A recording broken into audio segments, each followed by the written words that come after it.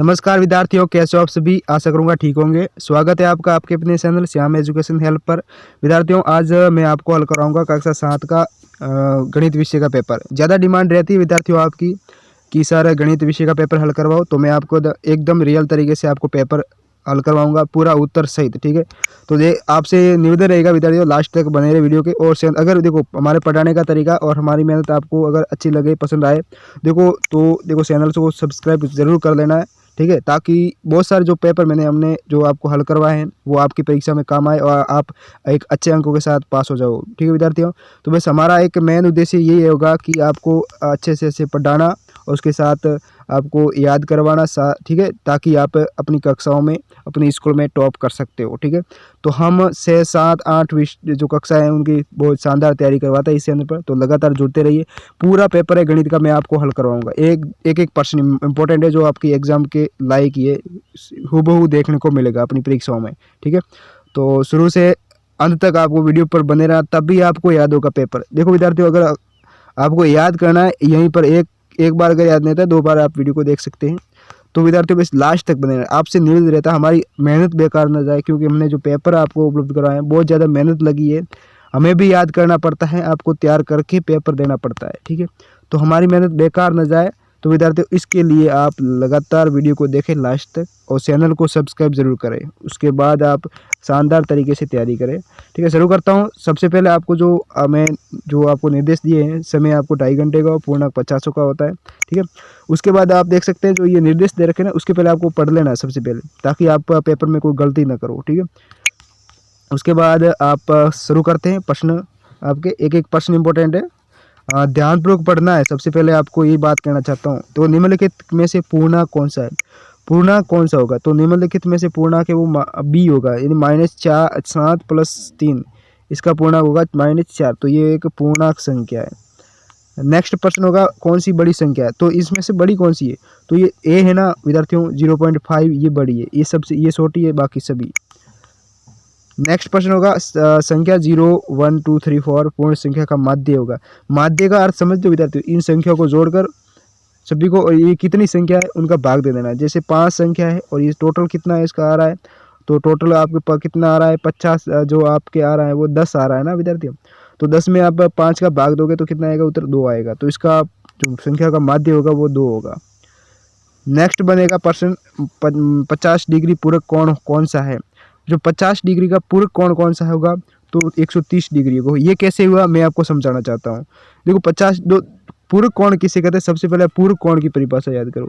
पूरक कोण उसे कहते हैं विद्यार्थियों जब दो कोणों का मान 180 डिग्री हो। कितना? 180 डिग्री हो, तभी वो पूरक कोण कहलाएगा। अब 50 डिग्री तो पूछ लिया इसने। अब 50 के बाद बनाना कितना है? हमें 180 डिग्री बनाना है ना, तो 50, तो इसके साथ कितना जोड़ेंगे तब 180 डिग्री होगा? तो 130 जोड़ेंगे ना, तभी 180 डिग्री होगा।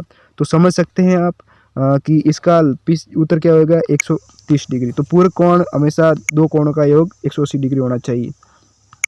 नेक्स्ट है त्रिभुज के क्षेत्रफल का सूत्र क्या होगा? ये आप सभी को पता है, 1/2 मल्टीप्लाई आधार इंटू ऊंचाई। ठीक है, नेक्स्ट प्रश्न है आपके 2 की घात से का मान क्या होगा? तो 2 की घात से का मान ये 2 से बार गुणा करोगे 2 को, तो ये आप देख सकते हैं, ये इसका उत्तर हो सकता है। नेक्स्ट प्रश्न है ये आपके मान ज्ञात करना है। किसका? इसका। आप 15 × -16 का मान करोगे तो आप देखो माइनस तो साथ में आएगा ही, क्योंकि माइनस से गुणा कर रहे हो आप ना, तो -240 आएगा। इसका अगले को हो गया 25 × -21 गुणा करोगे तो -525 आएगा। कितना आएगा? -525 आएगा। तो ये इसका उत्तर है, आप समझ सकते हो। इस तरीके से आपको करना है। किसी भी संख्या के माइनस के साथ गुणा करते हैं तो माइनस आता है, माइनस माइनस प्लस हो जाता है, ये ध्यान रखना। प्लस माइनस माइनस ही होता है। समीकरण को हल करना है। देखो समीकरण को कैसे हल करना है, एक इसको हल करना है। कैसे करोगे आप? तो देखो अब देखो इसी साथ में इंग्लिश में दे रखा है, इसका मतलब ये नहीं कि आप 2 प्रश्न दे रखा है, एक ही प्रश्न है, ये एक ही प्रश्न है। ठीक है, ये वाला। तो अब देखो 3 P है बटा 4 है बराबर 6 है, समझ सकते हो ना। अब मैं आपको पूरा देखा सकता हूँ कि 3P बटा 4 बराबर 6 है ना, तो देख सकते हैं आप 3P यहाँ आ जाएगा और 6 के साथ गुणा हो जाएगा 4 का। ठीक है, उसके बाद 3P होगा और 6 × 4 कितना होता है? 24 होता है। कितना होगा? 24। ठीक है, अब ऊपर वाला मैं मिटा रहा हूँ, अब 24 होगा। उसके बाद पी का मान बराबर ज्ञात करना होगा। तो 24 में आपको किसका भाग देना है, 3 का। ये इसके नीचे चला जाएगा ना, भाग में जाएगा, गुणा में तो भाग में बदल जाएगी, पक्षांतर करने पर आपको भाग में जाएगा। तो 24 में आपको 3 का भाग देते हैं तो कितना आता है, तो आप समझ सकते हैं कितना आएगा, 8 आएगा। कितना आएगा, 8 या 24 होते हैं ना, तो 8 इसका उत्तर है। पी का मान क्या होगा, 8 हो जाएगा। इस तरीके से आपको याद करना है, ठीक है। ऐसे पर्सन कोई भी आपको। अब नेक्स्ट प्रश्न है इसका एन का मान ज्ञात करना है। तो एन का मान कैसे ज्ञात करोगे, तो 5 एन है ना, और बटा 7 2 - 7 है, बराबर कितना है, 23। समझ सकते हो, तो बराबर कितना है, 23। अब देख सकते हैं आप, अब इसे कैसे हल करना है, सबसे पहले ध्यान देना है।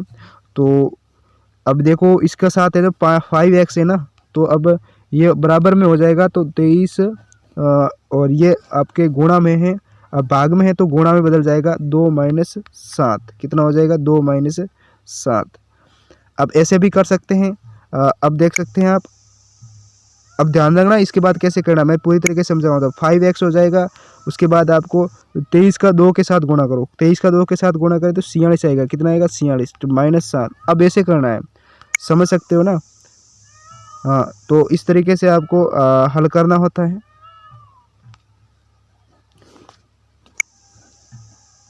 उसके बाद क्या बनेगा विद्यार्थियों, तो आपके x बराबर क्या हो जाएगा, 39 क्या होगा, 39/5 हो जाएगा। क्या होएगा, 39/5 हो जाएगा। समझ गए ना विद्यार्थियों। इस तरीके से आपको इसका हल करना होगा। सरल कीजिए घातांकी रूप में, तो सरल करना है, इसका होगा -64। कितना होगा, -64 हो जाएगा। समझ सकते हैं ना।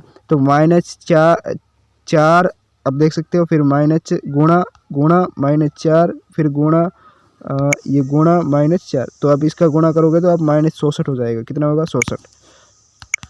नेक्स्ट प्रश्न है आपके, ये रिक्त स्थानों की पूर्ति करनी है। क्या करनी है, रिक्त स्थानों की पूर्ति करनी है।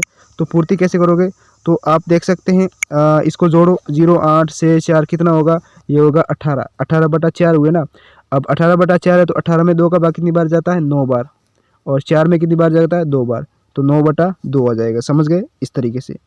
नेक्स्ट है, जब हम क्या है, जब हम कोण ए बराबर कोण बी लिखते हैं तो हमारा वास्तव में अर्थ क्या होता है, तो अर्थ होता है कि कोण ए कोण बी के बराबर है। क्या है, कोण ए कोण बी के बराबर है। नेक्स्ट प्रश्न ये होगा, आप देख सकते हैं 8 की घात t भाग 8 की घात 2, ठीक है। इस तरीके से आपको हल करना होगा। कैसे करोगे, तो इसका उत्तर आ जाएगा क्या, 8 में 1 का भाग देंगे तो कितना आएगा, आप समझ सकते हो आप। तो इसमें कितना आएगा, 1 आ जाएगा। कितना आ जाएगा, 1, ठीक है। इस तरीके से नेक्स्ट आपके जो बड़े प्रश्न बनने वाले हैं, a मल्टीप्लाई। देखो विद्यार्थियों, अगर वीडियो पढ़ाने का तरीका अगर पसंद आता है विद्यार्थियों, तो लगातार चैनल को लास्ट तक देखना, वीडियो को लास्ट तक देखना है सबसे पहले, ठीक है। और पसंद आ जाए तो वीडियो शेयर करना, लाइक करना और सब्सक्राइब जरूर करना, चैनल से जुड़ जाना लगातार, ठीक है। आपको पूरी तरह से मदद की जाएगी, आपकी हर सब्जेक्ट के पेपर आपको उपलब्ध करा देंगे विथ सॉल्यूशन के साथ, ठीक है। और अगर विद्यार्थियों आपको ये पेपर प्राप्त करना है तो आप हमारे डिस्क्रिप्शन में टेलीग्राम का चैनल दे रखा है, तो वहाँ जाकर आप इसे ज्वाइन कर सकते हैं विद्यार्थियों। नेक्स्ट होगा नोवा a इंटू बी के मान को ज्ञात कीजिए, ठीक है। तो इस तरीके से a का मान 21 दिया है और b का मान क्या दिया है, 18। तो a इंटू बी का मान ज्ञात करना, तो a का मान 21 रख देना और b का क्या रखना, 18। तो आप इसका मान ज्ञात कर सकते हैं। कितना ज्ञात कर सकते हैं, तो आपको a और b की जगह मान ही रखना है और कुछ नहीं रखना है। नेक्स्ट प्रश्न है कि दशमलव का उपयोग करके रुपयों में व्यक्त करना है। अब समझ लो, अगर 1 रुपये में कितने पैसे होते हैं, 100 होते हैं ना। अब रुपयों में कैसे व्यक्त करोगे, तो 7 दे रखा है ना, 7 में आपको 100 का भाग दोगे तो कितना आएगा, 0.007 आएगा। कितना, 0.007 रुपये आ जाएगा। क्या आएगा, रुपये। तो इसका ये उत्तर आएगा 0.007। नेक्स्ट है 50 पैसे का। तो 50 पैसे को आपके 0.5 कितना लिखो, 0.5 लिखो, 5 रुपये। कितना, 0.5 रुपये। नेक्स्ट हो जाएगा आपके 235 पैसे। कितना, 235 पैसे। 235 में आपको किसका भाग देना है, 100 का देना है। किसका 100 का देना है। तो 100 का भाग दोगे तो 1 और 2 जीरो के बाद क्या लगता है, पॉइंट। तो 2 रुपये 35 पैसे। समझ गए ना, ये रुपयों में बदल रहे हैं हम। 100 का ही भाग देना है आपको। तो सॉरी विद्यार्थियों, यहाँ जो आपकी गड़बड़ हुई है, तो यहाँ देखो 7 में अगर 100 का भाग देंगे ना, तो 1 और 2, तो 1 और 2 यानी 0.07 हो जाएगा। क्या आएगा? 0.07 रुपये हो जाएगा। ठीक है, 0.00 नहीं होगा, 0.07 होगा। ठीक है, नेक्स्ट है आपके लास्ट में 70 पैसे में आपको क्या आ जाएगा? पॉइंट 77 रुपये क्या आ जाएगा? क्योंकि 100 का भाग देंगे ना 70 में, तो अब 2 के बाद आपको 0 लगता है। इसके बाद नेक्स्ट पर्सन बनने वाला है कि निम्न कोणों के प्रत्येक का पूरक मान ज्ञात कीजिए। पूरक मान तो आपको पता है कि दो कोणों का योग होना चाहिए 180 डिग्री। तो 45 डिग्री दे रखा है, तो 180 में से 45 घटाओ, 180 में से 45 घटाओगे तो कितना रहेगा पीछे? तो आप देख सकते हैं, तो इसका होगा 5। कितना होगा? 5 रहेगा। तो यहाँ 7 7 और 3 135 डिग्री। इसका क्या होगा? 135 डिग्री। और 41 में, तो 41 में आप देख सकते हैं, तो 180 में से 41 घटाओ तो कितना रहता है? तो ये आ जाएगा 9 और ये आ जाएगा 3, 139 डिग्री। 41 का मान हो जाएगा 139 डिग्री और इसका मान रहेगा 54 डिग्री। 54 में तो 180 में आपको 54 घटाना है, तो 54 घटाओगे तो 9 रह जाएगा पीछे और यहाँ जाएगा आपके 2 हो जाएगा और ये 129 डिग्री। तो इसका पूरा कोण क्या है? 129 डिग्री। समझ गए ना विद्यार्थियों? इस तरीके से आपको हल करना होगा। सारे के सारे पेपर इस तरीके से आएंगे और प्रश्न इसी तरीके से आएंगे। अब ये जो प्रश्न दे रखा है, आप यदि त्रिभुज ये दे रखा है BCA बराबर तो कोण BCA के उन भागों को लिखिए जो निम्न के संगत हो। ठीक है, और उसके बाद आपको ये बीजीय व्यंजकों को जोड़ करना है। बीजीय व्यंजकों को जोड़ लिखिए और ये सब सेक्शन C में आपको बड़े बड़े प्रश्न दिए जाएंगे, बहुत बड़े बड़े। तो आपको इस तरीके से दशमलव संख्याओं के रूप में लिखना है। उसके बाद क्रिकेट मैच में खिलाड़ियों द्वारा, ये जो सर मैं प्रश्न बता रहा हूँ ये मोस्ट इंपॉर्टेंट है, परीक्षा में बिल्कुल छपेंगे। बिल्कुल विद्यार्थियों, मैं आपसे कह रहा हूँ बिल्कुल छपेंगे। और अगर एक बात और कहना चाहता हूँ, अगर आपके मन में और भी प्रश्न बनते हैं, कोई भी डाउट है, तो आप कमेंट बॉक्स में ज़रूर बता सकते हैं। उसका पूरा रिप्लाई दिया जाएगा, पूरा जवाब दिया जाएगा। ठीक है, तो अगले जो प्रश्न है ये सारे के सारे जो मैं आपको बता रहा हूँ ना, ये मोस्ट इंपॉर्टेंट रहने वाला है। और ये जो क्रिकेट मैच में दे रखा आंकड़ों के माध्य ज्ञात करना, बहुलक माध्य के सारे सारे इस प्रश्न के ज्ञात करना है। आप ज्ञात कर सकते हैं, वो बड़े प्रश्न में यहाँ नहीं समझा पाऊंगा। ये सारा आपको बता रहा हूँ कि ये आएंगे परीक्षाओं में। सेक्शन D में आपको क्या आएगा? अनुपात ज्ञात करने का आएगा और 18 प्रश्न आएगा संख्या के प्रतिशत, संख्याओं को प्रतिशत में बदलना है। प्रतिशत को कैसे? मतलब 2/7 है ना, इसका किसके 100 से गुणा करोगे। 100 से गुणा करने के बाद ये इसका उत्तर ही आ जाएगा। ठीक है, प्रतिशत में। ये जो 19वां प्रश्न बहुत बड़ा है, आप देख सकते हैं। और ये भी लास्ट में जो प्रश्न है ये भी आपके सेक्शन E में है। आकृतियों को मान ज्ञात करना है, x y का मान ज्ञात करना है, x और y का मान ज्ञात करना है। सारे के सारे प्रश्न इंपॉर्टेंट है। ठीक है, ये आपके पेपर इतना है। ठीक है, ये जो पेपर हैं आपके बहुत ज़्यादा इंपॉर्टेंट होने वाला है अपनी एग्ज़ाम की दृष्टि से, क्योंकि ये पेपर वैसा का वैसा आपको हूबहू देखने को मिलेगा। ये हमारा आपसे वादा विद्यार्थियों।